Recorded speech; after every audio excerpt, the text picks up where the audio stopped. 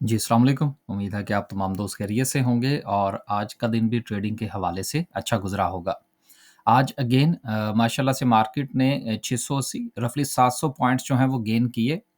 Market का high जो है वो 80,400 का रहा और मार्केट की क्लोज़िंग जो है वो 80,233 पर है, तो हायर साइड पर क्लोज़िंग है। और इसके साथ अगर हम ये देखें कि ड्यूरिंग द मार्केट जो है वो मार्केट ने कितने पॉइंट्स जो हैं वो गेन किए, तो रफली मार्केट अपने गेन किए हुए पॉइंट्स को सस्टेन करती हुई नजर आई और ये बड़ा अच्छा साइन है। ड्यूरिंग द डे जो है वो मार्केट ने कुछ खास पॉइंट्स लूज नहीं किए, एक बात। दूसरी बात ये है कि अगर हम गुज़िश्ता यानी कि जो कल का सेशन था, उसके साथ अगर हम आज के सेशन को कंपेयर करें, तो हमें पता चलता है कि कल भी मार्केट ने लगभग हमें इतनी ही मूवमेंट दिखाई थी, लेकिन जिस तरह से पूरी मार्केट आज परफ़ॉर्म की है, इस तरह से हमें कल करती हुई नज़र नहीं आई थी।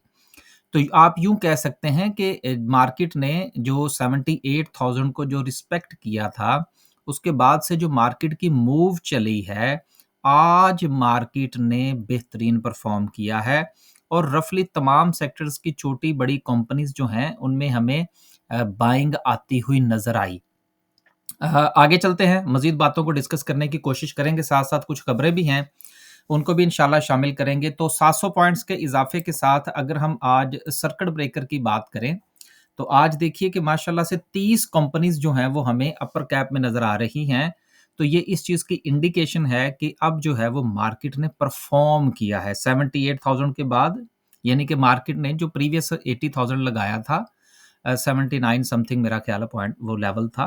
तो वहाँ से जिस वक़्त मार्केट नीचे आई, देन मार्केट ने 78 को रिस्पेक्ट किया, तो उसके बाद आज मार्केट जो है वो परफ़ॉर्म करती हुई नज़र आई।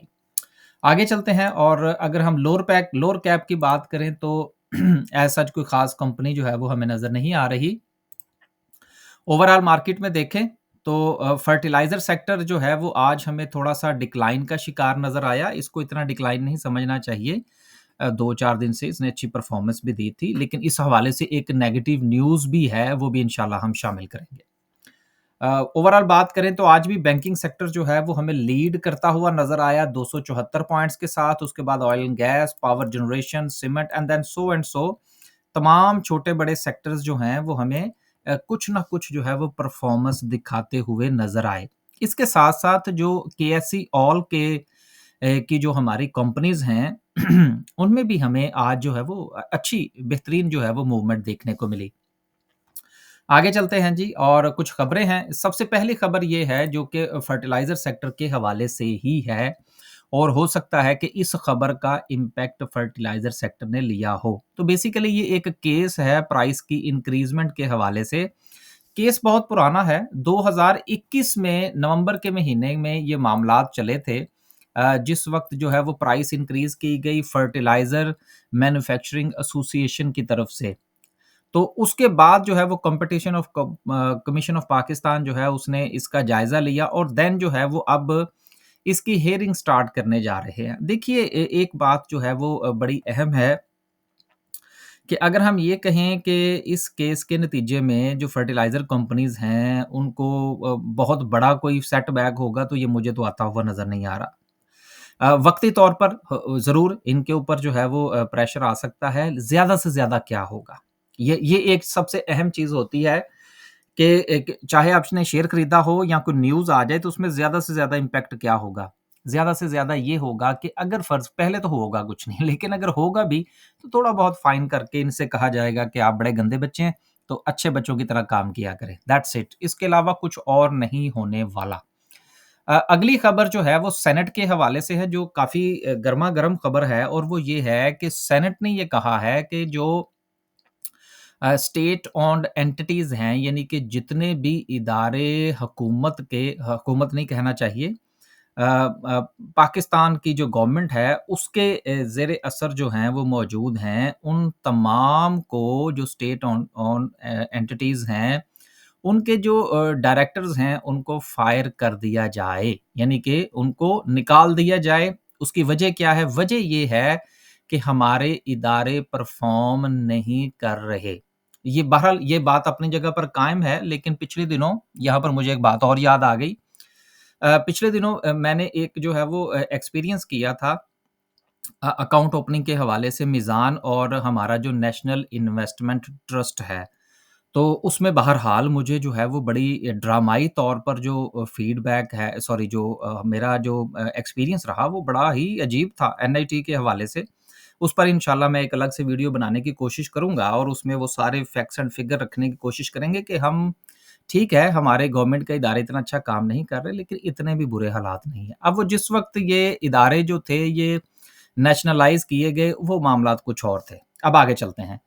तो बहरहाल ये एक थ्रेटन है, तो इस थ्रेटन के नतीजे में हो सकता है कि जो इदारे हैं वो अपने मामलात को थोड़ा बेहतर करने की कोशिश करें और ये बात अपनी जगह पर मौजूद है कि इस साल दिसंबर के महीने तक जो हुकूमत का जो टारगेट है वो रफ़ली यहाँ पर एक खबर भी होगी वो शामिल कर लेते हैं। हाँ, ये खबर है कि इस साल जो 10 जो इदारे हैं, वो तो वैसे ही हुकूमत ने टारगेट बना रखा है कि 1 साल के अंदर-अंदर हमने इनको प्राइवेटाइज़ करना ही करना है। तो बेसिकली अब ये हुकूमत इस तरफ चल निकली है अपने खसारे को दूर करने के लिए, तो इस पॉइंट ऑफ व्यू से और सेनेट की तरफ से प्रेशर का आना, बेसिकली ये सारा एक यूँ समझ लीजिए कि इसलिए ये प्रेशर जनरेट किया जा रहा है कि जो इदारे हैं या इदारों की जो यूनियंस हैं, उनकी तरफ से कुछ प्रेशर का सामना ना करना पड़े। तो इसलिए सेनेट की तरफ से भी दबाव और देन उसके बाद हुकूमत जो है वो भी उसमें अपना किरदार अदा कर रहे हैं। अब ये जो एंटिटीज़ हैं, जो 10 हैं, इसमें पहले नंबर पर तो पीआईए है, जिसका मामला जो है वो बहुत जल्द निपट जाएगा। उसके बाद हाउस बिल्डिंग जो फाइनेंस कंपनी है, वो शामिल है। देन उसके बाद फर्स्ट वेमन बैंक शामिल है, ज़राई तरक्कियाती बैंक शामिल है। इसके साथ जो है वो लेस्को सॉरी आइस्को इस्लामाबाद जो इलेक्ट्रिक सप्लाई कंपनी है, फैसलाबाद सप्लाई कंपनी है और गुजरांवाला की जो कंपनी है, इनको प्राइवेटाइज़ किया जाएगा। तो हुकूमत की जो पेस है वो बड़ी तेज़ रखने का मूड है, तो इसलिए ये खबरें ताकि ज़हन-साज़ी जो है वो की जा रही है कि किसी मुश्किल का सामना ना करना पड़े। आगे चलते हैं और मज़ीद खबरें शामिल करते हैं। अगली खबर जो है वो फ़ॉर्मर जो हमारे मिनिस्टर हैं, उन्होंने कहा है कि आईपीपीज़ के साथ जितने भी हमारे मुआहदे हैं, वो हमें कैंसल कर देने चाहिए और चूँकि 2 ट्रिलियन जो है वो रफ़ली जो है वो मसाइल का हमें सामना करना पड़ता है, महँगी बिजली इनसे खरीदना होती है और दीगर मसाइल जो हैं वो हमारे सामने हैं और आईएमएफ ने रिसेंटली ये कहा है कि ₹5 पर यूनिट बिजली जो है वो बढ़ाई जाए।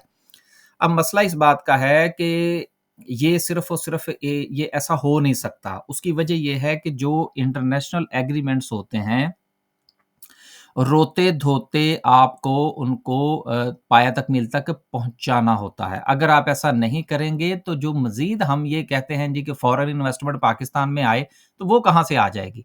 तो बेसिकली ये गौहर साहब ने सिर्फ़ अपने जो हमारे पंजाबी में कहते हैं नंबर टंगन की कोशिश की थी है। अदरवाइज़ फिर जब ये थे फिर उस वक़्त कुछ कर लेते ना फिर आईपीपीज़ का।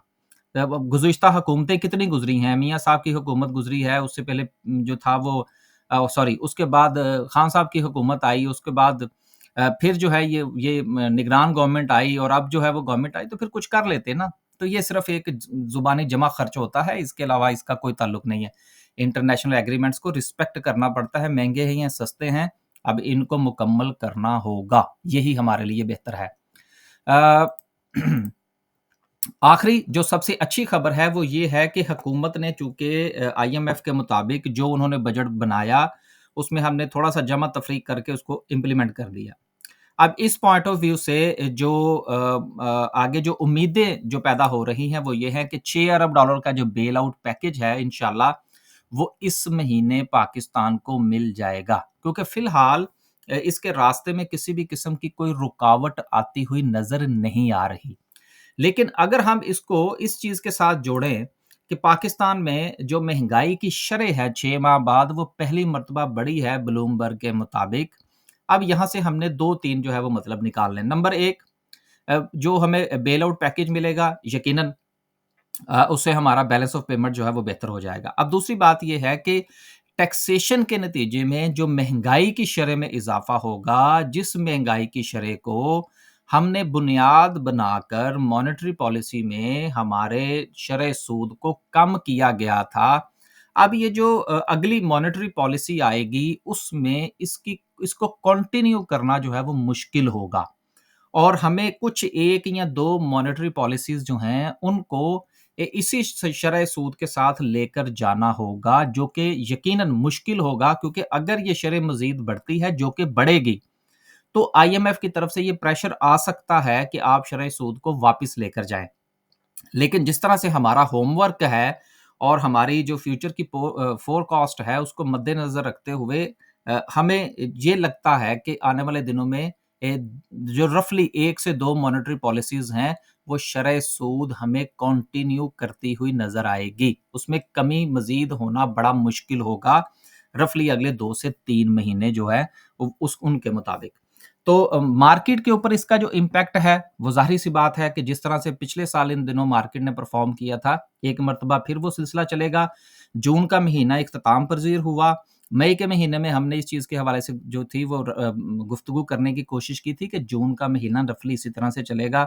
जुलाई के महीने में हमारे पास 2 न्यूज़ हैं। नंबर 1 एक तो आईएमएफ का पैकेज मिलने के चांसेज़ हैं और दूसरी बात ये है कि रिज़ल्ट सीज़न्स जो है वो शुरू हो जाएगा। तो फिर ये मार्केट को थोड़ा-सा पुश जो है वो करने की कोशिश करेंगे। आगे चलते हैं आखिर में और डिस्कस करते हैं आज की कैंडल को। कैंडल को डिस्कस करने से पहले हमारा अगर आप व्हाट्सएप ग्रुप जॉइन करना चाहते हैं बाय और सेल के हवाले से, तो उसकी रजिस्ट्रेशन ओपन है। उसको जॉइन करने का तरीकाकार ये है कि व्हाट्सएप कीजिए और उसकी इन्फॉर्मेशन ले लीजिए। आज माशाल्लाह से मार्केट ने अपनी रेजिस्टेंस जो है उसको ब्रेक किया। मैंने कल जो था वो एक लफ़्ज़ इस्तेमाल किया था कि प्रीवियस रेजिस्टेंस, तो मुझे काफ़ी सारा फीडबैक आया जिसमें एक दोस्त ने तो ये कहा कि जी प्रीवियस रेजिस्टेंस कौन-सी? देखिए जिस वक़्त आप जो कैंडल डिस्कस कर रहे हों उसकी जो रीसेंट रेजिस्टेंस होती है, वही हम उसको प्रीवियस रेजिस्टेंस कहते हैं। अब ये इसका थोड़ी मतलब है कि 5 साल पुरानी। तो बेसिकली जो प्रीवियस रेजिस्टेंस थी वो यही थी जहाँ से मार्केट ने थोड़ी-सी हमें जो है वो प्रॉफ़िट टेकिंग दिखाई थी।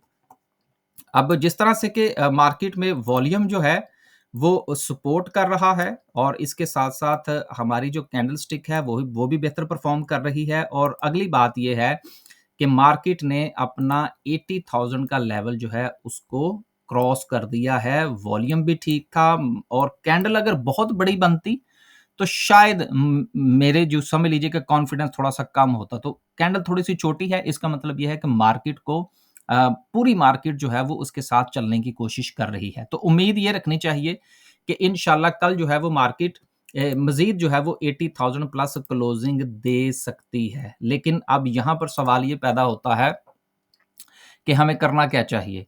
जो प्रीवियस आपके पास होल्डिंग्स हैं, उसमें प्रॉफ़िट टेकिंग करनी चाहिए, नई कंपनीज़ को देखना चाहिए और जो बिल्कुल एक प्रवास की सूरत इख्तियार कर चुकी हैं, उनसे थोड़ा-सा परहेज़ करना चाहिए। बाज़ औक़ात हमें लगता है कि देखें जी वो शेयर चल गया, वो शेयर चल गया। फिर जब आप अपने शेयर्स को बेचकर या लॉस बुक करके उस शेयर के पीछे भागते हैं, तो उस वक़्त उस शेयर में प्रॉफ़िट टेकिंग का वक़्त हुआ चाहता है और आपके शेयर के चलने का वक़्त हुआ चाहता है। तो बेसिकली ये चीज़ें साथ-साथ ही चलती हैं। मार्केट ने चलना है, तो इंडेक्स ने आगे बढ़ना है। ये हो नहीं सकता कि बगैर चले मार्केट में इंडेक्स जो है वो लाख तक पहुँच जाए या 90,000 तक या 1,20,000 की जो बात हो रही है, वहाँ तक चला जाए। वक़्त लगेगा। अभी भी बहुत सारे शेयर्स जो हैं वो नीचे मौजूद हैं। बैंकिंग सेक्टर ने बहुत उछाल दी हमें फर्टिलाइज़र सेक्टर ने बहुत दी। अभी बाकी सेक्टर्स का चलना बाकी है। इजाज़त दीजिए जी, इंशाल्लाह एक नए व्लॉग के साथ हाज़िर होने की कोशिश करेंगे। आखिर में एक बात मुझे अभी याद आई। कल मैंने सवाल ये पूछा था कि अगर खान साहब जो हैं वो रिलीज़ हो जाते हैं, तो फिर उसके बाद मार्केट पर इम्पैक्ट क्या आएगा? तो मेरे पास जो फीडबैक आया उसमें 100% जो था वो यही था कि अगर खान साहब आज़ाद होते हैं, तो मार्केट जो है वो डिक्लाइन का शिकार होगी। मज़े की बात ये है कि कल हमारे इस सवाल के मुखालिफ में मेरा ये ख़्याल था कि पीटीआई वाले जो हैं, वो जिस तरह से सोशल मीडिया पर या हम अगर कोई भी वीडियो में बात कर दें, तो ना सिर्फ़ के पर्सनल मैसेजेज़ में गालियाँ देने के लिए आ जाते हैं, बल्कि सोशल मीडिया पर भी गालियाँ देते हैं। कल वैसे किसी ने हिम्मत नहीं दिखाई, ये बड़ी गलत बात है। उनको डिफेंड करना चाहिए था आकर कि नहीं जी, मार्केट जो है वो पॉज़िटिव परफ़ॉर्म करेगी। सो लेट्स सी इंशाल्लाह कल इसके ऊपर 1-2 चीज़ें हैं वो कल डिस्कस करने की कोशिश करेंगे। इजाज़त दीजिए। अल्लाह हाफ़िज़।